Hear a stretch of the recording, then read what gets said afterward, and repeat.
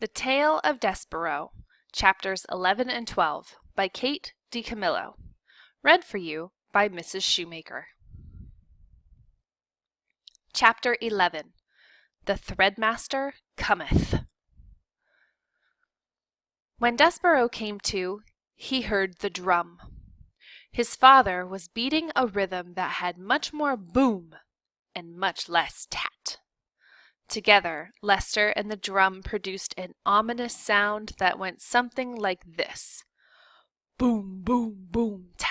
Boom, boom, boom, tat. "Make way for the thread," cried a mouse who was pushing a wooden spool of red thread through the crowd. "Make way for the thread." Boom, boom, boom, tat, went the drum. "To the dungeon!" shouted the mice. Despereaux lay on his back, blinking his eyes. How, he wondered, had things gone so terribly wrong? Wasn't it a good thing to love? In the story in the book, love was a very good thing. Because the knight loved the fair maiden, he was able to rescue her. They lived happily ever after. It said so in the book. They were the last words on the page. Happily ever after. Despereaux was certain that he had read exactly those words time and time again. Laying on the floor with the drum beating, and the mice shouting, and the threadmaster calling out, "Make way! Make way!" Despereaux had a sudden, chilling thought. Had some other mouse eaten the words that spoke the truth? Did the knight and the fair maiden really not live happily ever after? Reader, do you believe that there's such a thing as happily ever after? Or, like Despereaux, have you, too, begun to question the possibility of happy endings? "Happily ever after," whispered Despereaux. "Happily ever after," he said again as the spool of thread came to stop beside him. "The thread, the thread, the thread," murmured the mice. "I'm sorry," said the mouse behind the spool, "but I have to ask you to stand up. I have to do my job." Despereaux got slowly to his feet. "On your hind legs, please," said the threadmaster. "It's the rules." Despereaux stood on his hind legs. "Thank you," said the mouse. "I appreciate it." While Despereaux watched, the threadmaster unwound a length of red thread from the spool and tied a loop. "Just enough for the neck," muttered the mouse. "No more, no less. That's what the last threadmaster taught me. Enough thread for the neck." He looked up at Despereaux and then back down at the loop of thread. "And you, my friend, have a small neck." The threadmaster raised his arms and put them around Despereaux's neck. He leaned in close, and Despereaux smelled celery. He could feel the threadmaster's breath in his ear as he worked at tightening the thread. "Is she beautiful?" the threadmaster whispered. "What?" said Despereaux. "Shh! Is the princess beautiful?" "The Princess P?" "Yes. She is lovely beyond all imagining," said Despereaux. "Just right," the threadmaster said. He drew back. He nodded his head. "A lovely princess. Just so, like a fairy tale? And you'd love her, as a knight loves a maiden? You love her with a courtly love, a love that is based on bravery and courtesy and honor and devotion? Just so?" "How do you know that?" Despereaux said. "How do you know about fairy tales?" "Shh!" The mouse leaned in close, and Despereaux smelled celery again, green and alive. Be brave, friend, whispered the threadmaster. Be brave for the princess. And then he stepped back and turned and shouted, Fellow mice, the thread has been tied, the thread has been knotted. A roar of approval went up from the crowd.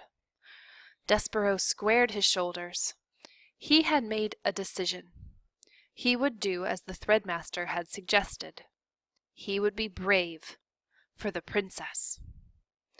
Even if, reader, could it be true, there was no such thing as happily ever after.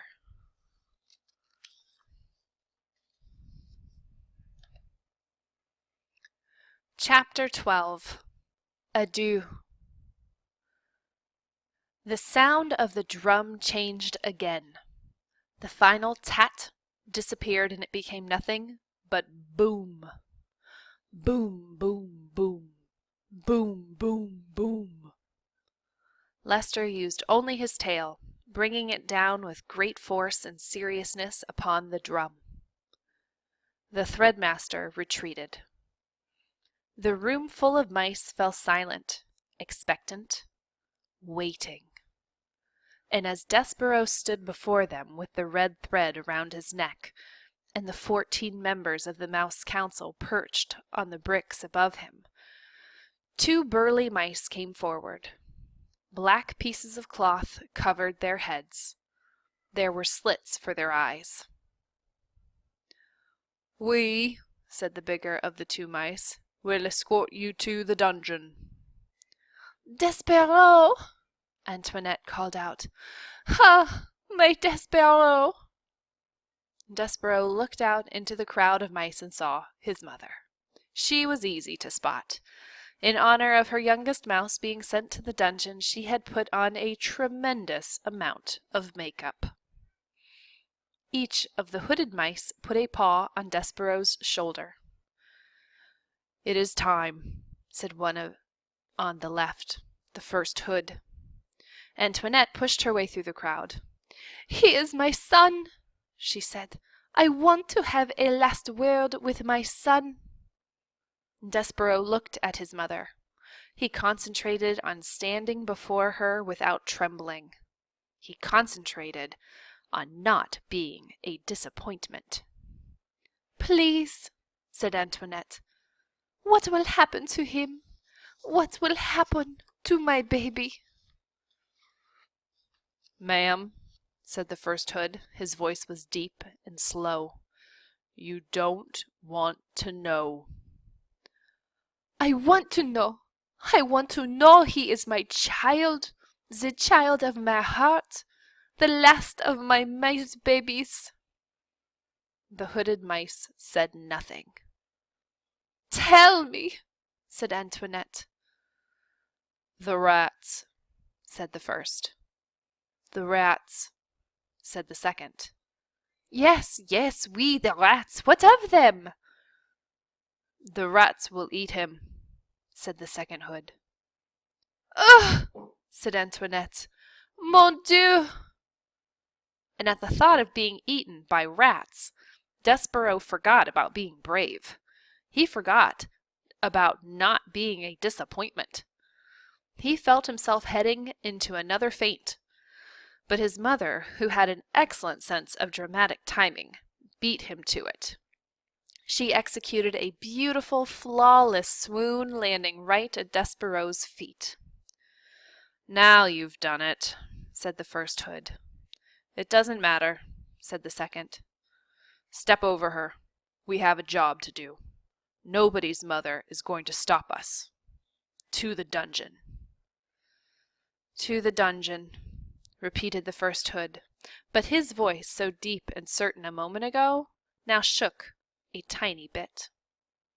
He put a paw on Despereaux and tugged him forward, and the 2 hoods and Despereaux stepped over Antoinette. The crowd parted. The mice began again to chant, To the dungeon! To the dungeon! To the dungeon! The drumbeat continued. Boom, boom, boom, boom, boom, boom. And Despereaux was led away. At the last moment Antoinette came out of her faint and shouted one word to her child. That word, reader, was adieu. Do you know what the definition of adieu? Don't bother with your dictionary. I will tell you. Adieu is the French word for farewell. Farewell is not the word that you would like to hear from your mother as you are being led to the dungeon by two oversized mice in black hoods. Words that you would like to hear are, "Take me instead! I will go to the dungeon in my son's place."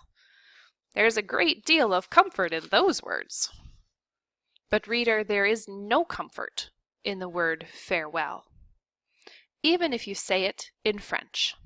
Farewell is a word that, in any language, is full of sorrow. It is a word that promises absolutely nothing.